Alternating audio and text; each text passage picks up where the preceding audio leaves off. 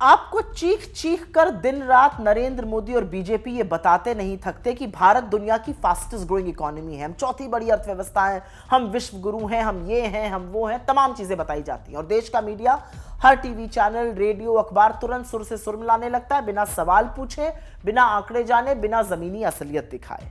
लेकिन इसी गाने बजाने और चकाचौंध के बीच देश को बनाने वाला मेहनतकश कर्मचारी, मजदूर आज रोटी और भविष्य का संकट झेल रहा है। ये लोग अब कॉर्पोरेट और सरकार के शोषण से इतने आक्रोशित हो चुके हैं कि लाठियां खाने के बावजूद सड़कों पर प्रदर्शन करने को विवश हैं।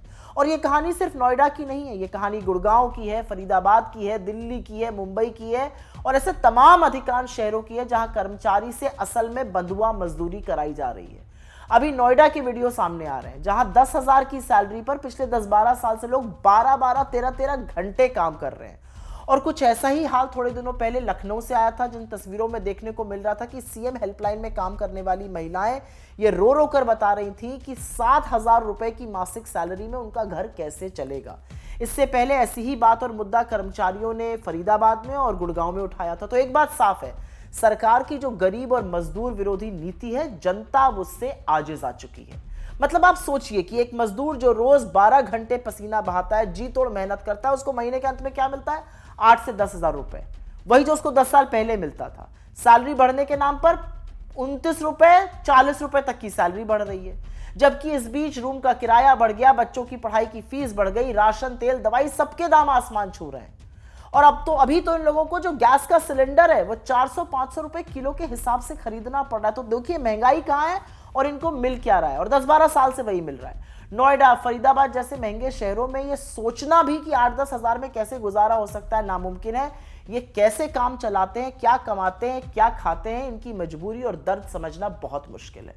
और वहीं दूसरी ओर राष्ट्रमित्र मोदी मित्र अडानी दिन का 1600 करोड़ रुपए कमा रहे हैं। खाई सोचिए आप कितनी बड़ी है। तो क्या ये फास्टेस्ट ग्रोइंग इकोनॉमी जो है वो सिर्फ धन्ना सेठों के लिए है? क्या यही है नरेंद्र मोदी का क्रूर अमृत काल, जहां देश लूटने वाला तो माला माल है और देश को बनाने वाला कंगाल होता जा रहा है?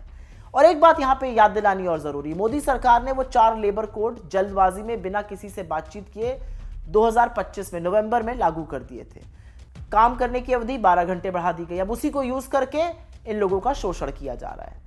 ऐसा कैसे होता है कि हर बार मोदी सरकार की किसी भी नीति का, डोमेस्टिक हो या यहां तक कि अमेरिका के साथ हुई ट्रेड डील हो, उसका बुरा असर मजदूरों पर पड़ता है और उसका जो अच्छाई है वो सब अडानी जैसे आंखों के तारों के लिए होती है। दुर्भाग्य की बात लेकिन यह है कि जनता की परेशानियों पर कोई चर्चा नहीं है। गरीब आदमी किस हालात में अपनी जिंदगी जी रहा है, इस पर ना चिंता सरकार को है और ना चरण चुंबक मीडिया के पास टाइम है इन सब बहस करने का, हिंदू मुसलमान जो करना है। लेकिन एक बात याद रखिएगा, अगर समय रहते ध्यान नहीं दिया गया तो आने वाला वक्त और भीषण होगा, क्योंकि भाषणों से पेट नहीं भरता है और जुमलों से परिवार नहीं चलता है। लेकिन बजाय समाधान ढूंढने के, इन लोगों को सही नीति बनाने के, सत्ता में बैठे हुए लोगों ने डिक्लेयर कर दिया कि अंतरराष्ट्रीय साजिश है। इसमें पाकिस्तान के हाथ होने की भी बेतुकी दलीलें दी जा रही हैं। मतलब अपनी मेहनत का सही मेहनताना मांगना, शोषण के खिलाफ आवाज उठाना, अपने हक को मांगना एक साजिश है। लेकिन इस सब में मुझे एक उम्मीद की किरण जरूर नजर आती है। लोग अब उकता चुके हैं। फर्जी अच्छे दिन के बजाय मेहनतकश लोग अपनी मेहनत का हक से अच्छा मेहनताना मांग रहे हैं। वो अच्छी जिंदगी गुजारना चाहते हैं, वो कर्जे के तले नहीं दबना चाहते हैं। तो कुछ भी कहिए, देश ने अंगड़ाई लेना तो शुरू कर दिया है।